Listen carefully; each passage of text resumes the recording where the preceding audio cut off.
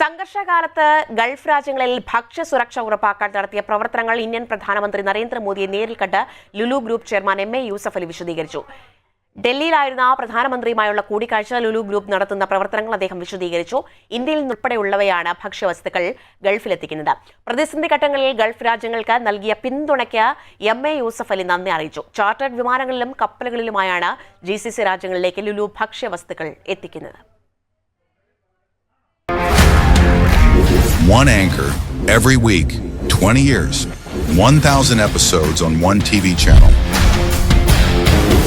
Middle East this week, an Elvis Chummar TV show.